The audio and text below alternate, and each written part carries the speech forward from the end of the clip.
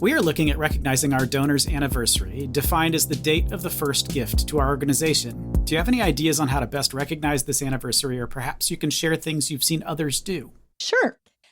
I have seen a couple of cool things. I love it when, first of all, I don't think a lot of organizations even think to do kind of a anniversary. Hey, it's your 1 year anniversary since making a gift to us. It's your 2 year anniversary. I don't think most organizations that I have seen or worked with have systems that are organized enough to flag it. I think it's a cool idea. And so I think the first step is figuring out how you kind of pull those reports or have your little anniversary listing, because it's a great donor touch point. So I just want to start with that. And I think once you've got that touch point in place, I've seen some organizations do like a cute, informal, and I want to like emphasize informal video, because it doesn't have to be, I think nonprofits get in the way of trying to make it too perfect and too professional. And sometimes the best videos for a donor are real videos. So like after 1 year, whether you do a quick, like get a few of you in the office, if you're around, and just do a, hey, thanks. Oh, happy 1 year anniversary. Like you just take your phone, right? Record a video, like go around and say, hey, we just like wanted to send this to you. We're thinking of you. And we're so grateful for your support and for, happy 1 year anniversary with us. I think that's always charming, and people just smile no matter how silly it is or how like not professionally created it is. So I'm a huge proponent of that. I also think like you could show like a video, if you wanted to, of the program the donor funded or something maybe that the donation helped accomplish, and be like, gosh, because of you, like here's an example of like, look at the kids laughing out there, or whatever, whatever the mission is. Look at the sweet little dogs, whatever. Look at the senior getting the food delivered, whatever. Like, but having something that if you're allowed to take any footage and you have permissions to take the footage of kind of the program in action, I think something like that. And if it's not a video, then like just a photo and, hey, we captured these few photos. So I think there's something like that you could do. I also think if the donor likes being recognized, and you'd have to see if they told you that they're okay with it, you could do a fun little thing in your newsletter or your social media. Hey, celebrating those who've been supporting us, thanks to our 1 year anniversary donors. You could do it on social, or or I've seen, cute little highlights in the newsletter, in a newsletter about it. And the other thing I think that's super simple beyond all of that could be just a phone call, or, people seem scared of the phone these days. And I'm not a huge phone person, but I also know like there's something about a call that makes it stand out. So whether it's a call or a text, but something that's just like, hey, today's your 1 year anniversary. I don't know if you realized it. And here's what we've done over the past year. And we're just, you helped. We're so glad you're part of our donor family now. So something like that. I think those are all just sort of simple ideas that hopefully could be done quickly and inexpensively, because I know that's the issue for nonprofits is time and money. And the only other thing that I have seen that's kind of clever, and I don't think donors are looking for fancy gifts. Like all the research shows, most donors are not looking for you to spend money on stuff for them, because most are like, gosh, like why are the precious donated dollars you get, why is it coming to me? So I think another option is, one group I saw do, they sent like a cute little thank you card, and they had a sticker.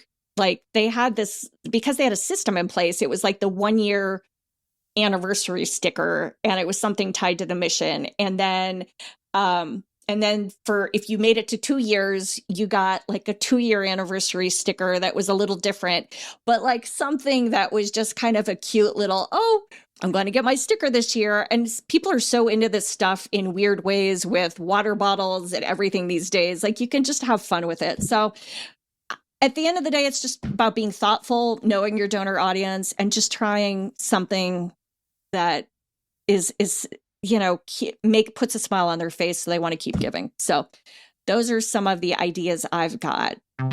Nonprofit governance. Nonprofit answers. Nonprofit board. Nonprofit management. Nonprofit marketing. Nonprofit resources.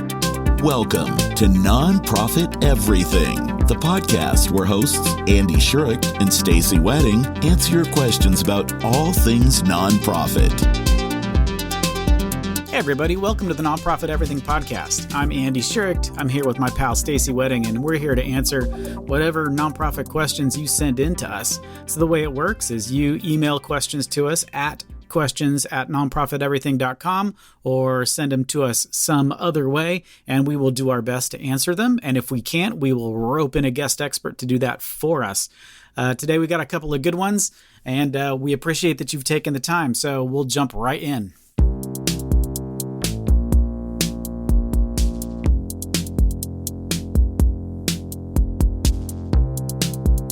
I was hired as the ED of a small organization, 12 people, just over a year ago.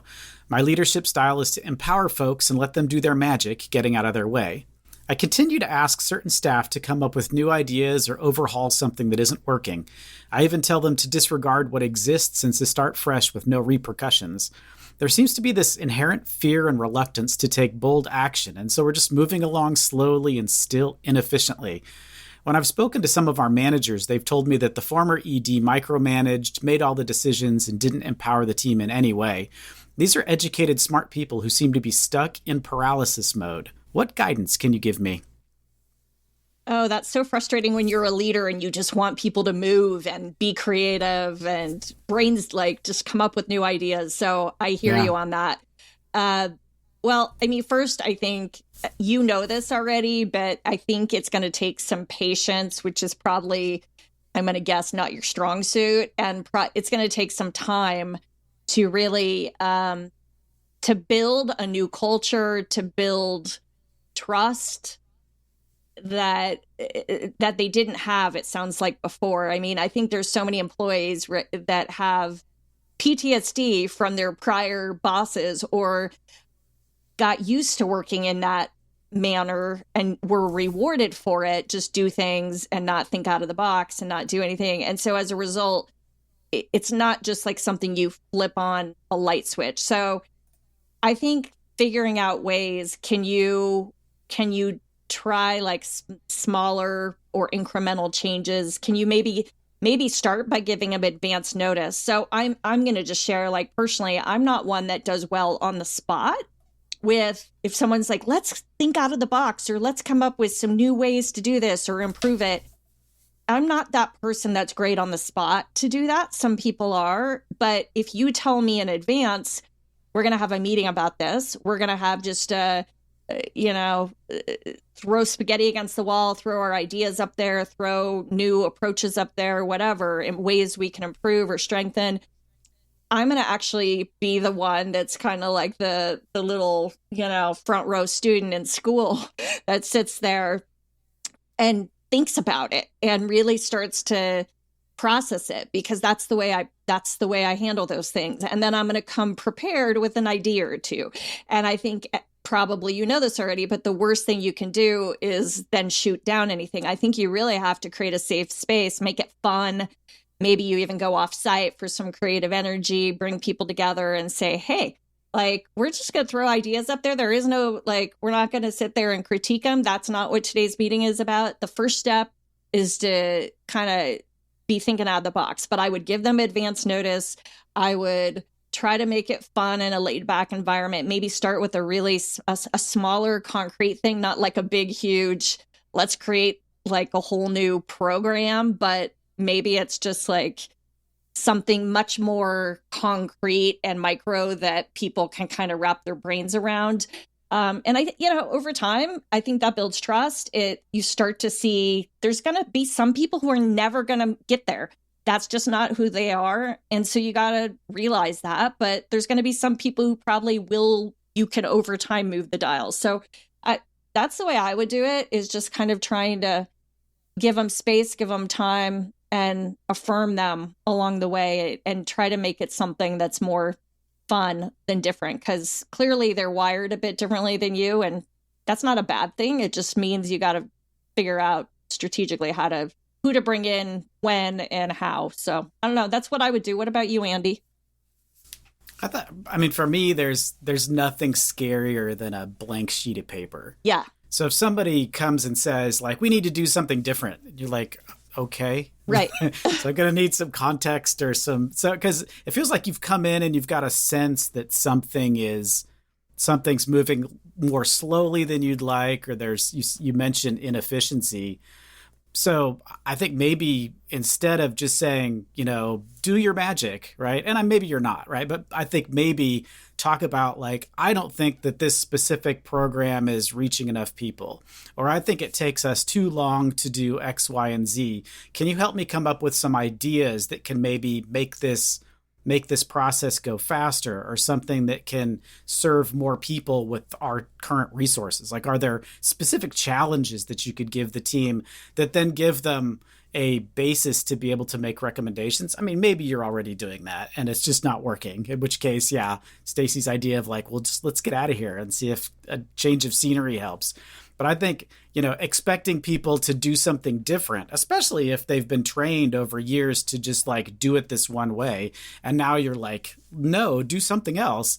I could see how, like, who wants to sort of stick their neck out and recommend something that's nobody's going to like? One of the things that I just like, it makes me so annoyed, is when you're working with somebody and like a consultant will come in and immediately start offering recommendations. And as a staff member, you're like, yeah, we tried that. Yeah, we tried that. Yeah, we tried that. Right. Like, like all of the things that that ideas that have come up over the years, that there's a very good reason that you're not doing something a different way. There's a very good reason that we've put this process together in a very specific way. And it's because it works.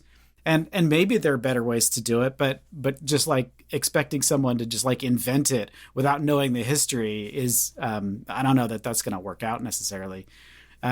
So yeah, maybe just, like Stacy said, you're going to need to give them some time to do it. And I would say maybe give them some specific challenges. We talked about table topics a couple of weeks ago, right? Similar idea. Like, can you give them a sense of what you're looking for, and then maybe they can riff on that? I really love that idea, and it makes me think. So some of you may be aware, I'm certified in the 6 types of working genius, and one of the things in that model and framework, it talks about there's some people who live in that phase of kind of ideation and really big picture thinking, and they love, like, they're the opposite of you, Andy. They love the blank whiteboard. They love it. Like, there's nothing that energizes them more. But for someone like you and me, because that's not like, there's nothing that will shut me down faster than a blank whiteboard versus then somebody who says to me, like, yeah, here's the context. Here's why this matters. Here's why I think this is important. Here's what my observations have been. And then even like a discovery session is what I hear you saying, Andy, is like sort of a, what have we done? Have we tried anything else? How long have we been doing this? Like, have we ever tried it a different way? And sort of just so you don't come in also like the obnoxious new person that is like the equivalent of what you talk about, Andy, the consultant that comes in and throws out, what about this? What about that? Because it's just kind of like, that's not helpful. And then people are just frustrated. And so I don't think that will help actually incent anybody. They're going to be like, this is painful. But I also think my hope is that when you do this, if you try some of the things we're talking about, also my hope would be that you would walk away from this. And here's, I truly believe this. There are going to be some people in that room that want you to just tell them what to do. They're amazing at doing what they want, but they want you to just tell them what to do. They don't want to think like that. And you know what? And we all need those people in our organizations. So then they are not going to be your people for this kind of thing. But if you can start to move the needle and get a couple people who are more comfortable throwing something out there or helping solve for a problem that you're identifying and you're specific about it, then those are going to be your people that moving forward, you go, great, can we do a group huddle and talk about it? And, maybe there's also something to do with like piloting something like, hey, whatever we come up with today, can we agree that we're going to just try to pilot it? Like, or can we like come back and then next meeting will be about, let's pick this apart and what won't work, or what do we need to do to make this like one of these ideas work or whatever. So that brings out another skill set. But then ultimately, whatever you decide to move forward, maybe it's a pilot. Let's try it, folks. This is This isn't something that is irreversible, assuming it isn't, right? Like, and let's revisit this 6 months, whatever. And if it doesn't work, then we either tweak it or we stop it. But I feel like that's what leadership looks like, right? In a situation like this. So good luck to you.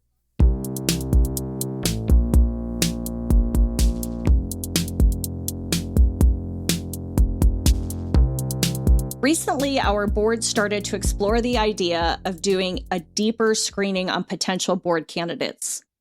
I'm curious if you'd recommend background checks for all board members before voting on them. What are the pros and cons of this? Well, I think the only con I could think of for requiring a background check is that you have to ask the board member if it's okay if you run a background check on them. So I don't know if that's a conversation you want to have. I mean, I know we do. It's very common to see background checks for volunteers that are working with kids. That happens all the time, for good reason. But to be honest, a background check doesn't give you a ton of information, right? So when you do a background check, what you get back a lot of times is like, has this person been in jail? and that's about it, right? Like, it doesn't really tell you, are they a nice person? Are they going to be a good fit on your board? Are they going to be argumentative in board meetings? Are they interested in assisting with events and helping you fundraise and stuff like that? I mean, for me, I think that's more important than knowing whether someone's been in jail.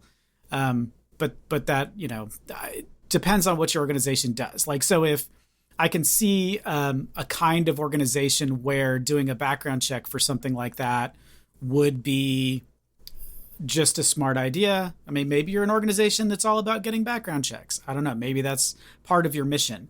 But I don't know that.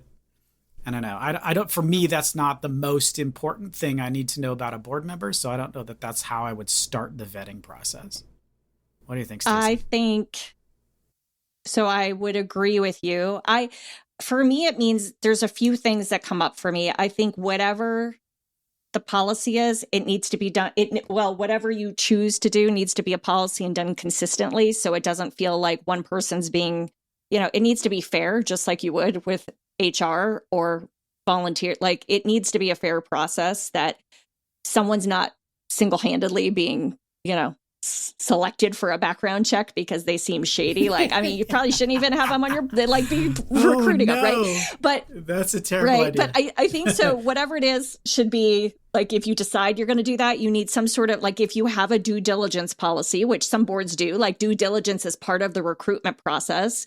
Like, you might say, hey, part of what we do is we do reference checks on other boards you've served on, which I actually, believe it or not, think that can be invaluable, because you find out so much when you call someone and they say, yeah, the person never showed up to meetings or they never did anything. Like, it's fascinating. And a lot of people are uncomfortable sharing it because they know they haven't done anything on a prior board that they should have. So I think that's kind of an eye opener. I think that's actually can be more powerful than an actual background check. To your point, though, it really isn't the first thing out of the gate. I think that's a turnoff. I think many people would have their guard up. I think in a day and age where people are, to some degree, people are private. I mean, not all the social media stuff, but like there's this sense of privacy or wanting to protect info. And then the question becomes, if you did a criminal background check, because you see it happen with nonprofits that have vulnerable populations. And I understand maybe in that case, it makes even more sense. But again, are they going to really be, there's a part of me that says, maybe someone really screwed up early young adulthood, and does that get held against them, or does that get held against them for so long? Like, at what point does equity come into this discussion? At what point who is the judge, the person who's the big final J for judgment about this person? I think you've got to be really careful to sort of look at the full picture. And so, yes, I think there's more important things. I think reference checks for prior boards. I think having them participate in some kind of an interview or multiple interview processes, seeing if they're invested before they come on, seeing if they'll serve some time on a committee before they come on. I mean, I think there's other ways to do vetting if that's what's at the core of it. And I do think if you're going to like do one of these, if you're going to do some kind of background check, being super communicative about why you've chosen to do this, why this is important. And it probably seems like a no-brainer to people, but I think when you can answer that why as an organization, sometimes that also answers the question for yourself, whether you should be doing this. Like, why, what are we trying to accomplish through this? What are we going to find out that like is going to influence? Why are we doing this? If you can answer those questions like fairly and all agree to it, then okay, do it. But also realize, just like eyes wide open, you might lose board members or potential board candidates just because they go, this is crazy town. I didn't even have to do this for my job or whatever it is. So, and I think the state, not only the type of organization, but the stage of the organization can make a difference too, because Andy, it goes back to what we've said about small nonprofits as they start, where board members are wearing, they're interacting with the client base, or they are working like more in the trenches of the organization and with some of the population you're serving. And if that population has, you know, some needs or vulnerabilities that you want to make sure they're protected, then absolutely, in some case like that, that probably makes a lot of sense. So there's a lot of variables. And I think you and I are saying the same thing about like a process. What other things can you do that aren't, and certainly whatever you do, not starting with this if you do decide to do it.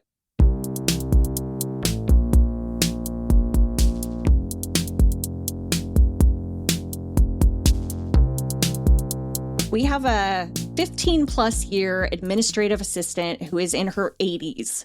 Over the last few months, we've noticed that the admin is forgetting to do some of the basic parts of her job and respond to people's requests.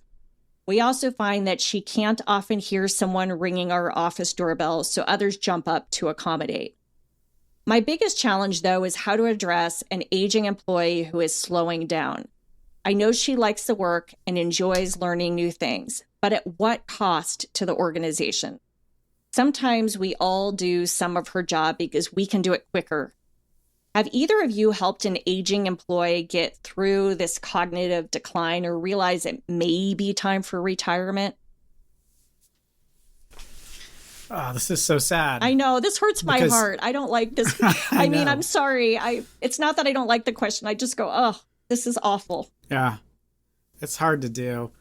You know, I'd say so.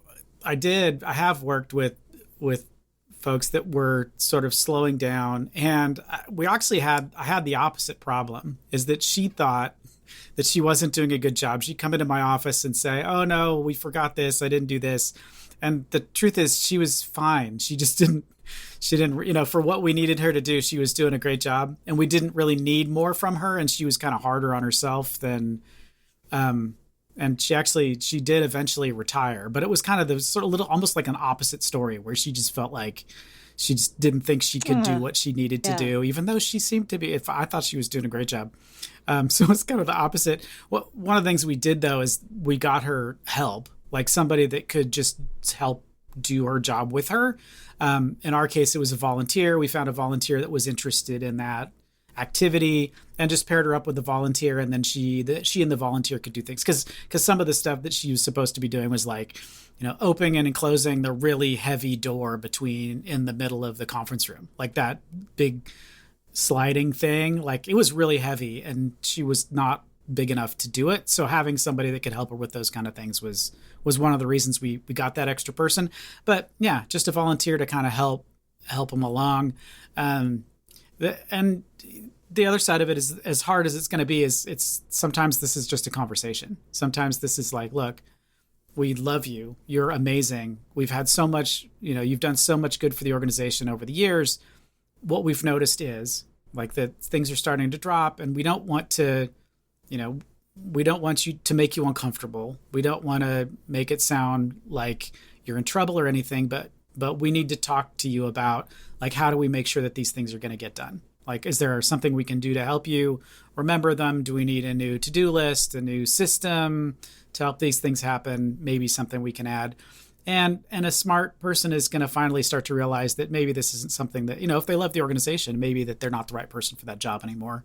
But yeah, I'd go in with all the empathy for sure, like, and start there, and see where it gets you. I have this question brings me back to early on in my nonprofit career, and it kind of brings a lump to my throat because I had a dear colleague and who ended up becoming a lifelong friend, which is kind of cool, even given the circumstances, but was in a similar boat as this, not quite to this level, but was slipping.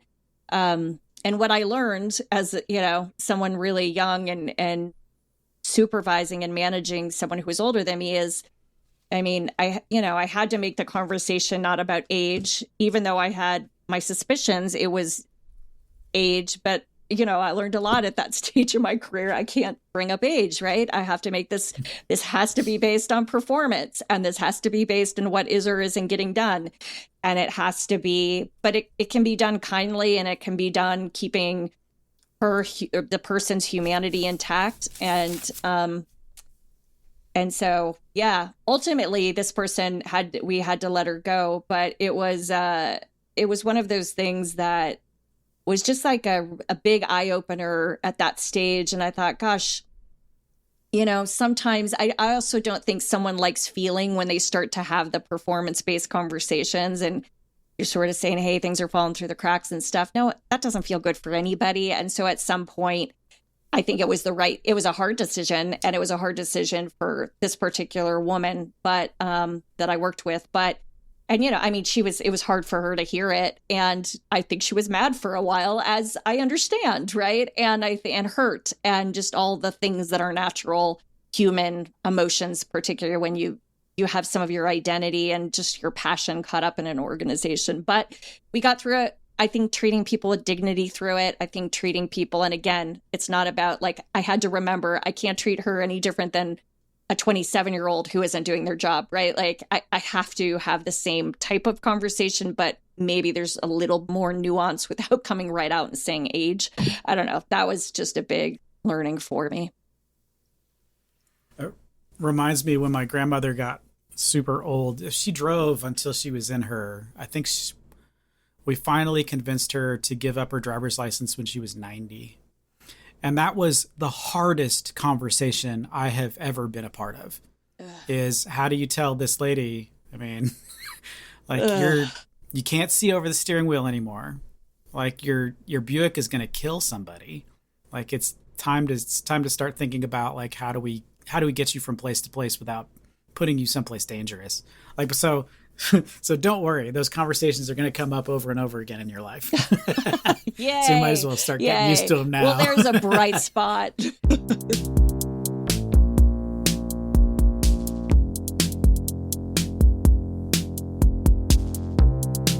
Hey, thanks for joining us. We appreciate you. Please send those questions to questions@nonprofiteverything.com. So Stacy and I have something to work on.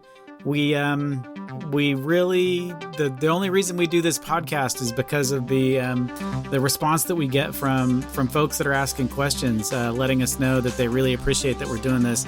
And that's just what makes us keep going. So send the questions so we can keep going. We really appreciate it. And we will see you in a couple of weeks.